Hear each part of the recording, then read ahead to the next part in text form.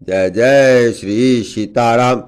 तथा उसकी सुभद्रा से अभिमन्यु का जन्म हुआ, जो कि बाल्यावस्था में ही बड़ा बल पराक्रम संपन्न तथा अपने संपूर्ण शत्रुओं को जीतने वाला था। तदंतर कुरुक्षेत्र कुरुकुल के छिन्न हो जाने पर अश्वत्थामा के प्रहार किए हुए ब्रह्मास्त्र द्वारा गर्भ में ही भस्मीभूत हो चुका था। फिर जिन्होंने अपनी इच्छा से ही माया मानव देह धारण किया है, उन सकल सुरासुर वंदित चरण विंद श्री कृष्ण चंद्र के प्रभाव से पुनः जीवित हो गया।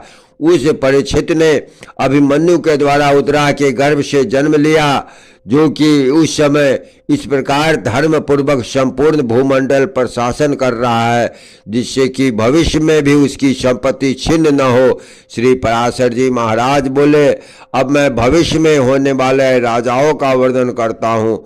उस समय जो परीक्षित नामक राजा हैं, उनके जन्मेजय, श्रुतसेन, उग्रसेन और भीमसेन नामक 4 पुत्र होंगे।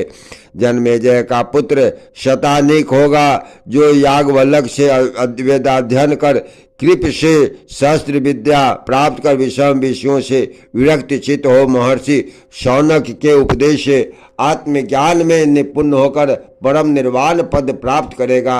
शतानीक का पुत्र अश्वमेघ दत्त होगा।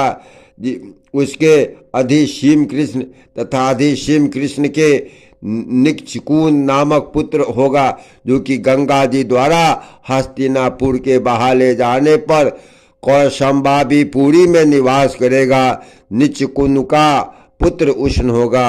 उष्ण का विचित्र रथ, विचित्र रथ का शुचि रथ, शुचि रथ का वृषनिदान, वृषनिदान का सुसेन, सुसेन का सुनीत, सुनीत का नृप, नृप का चक्षु, चक्षु का अस्खावल,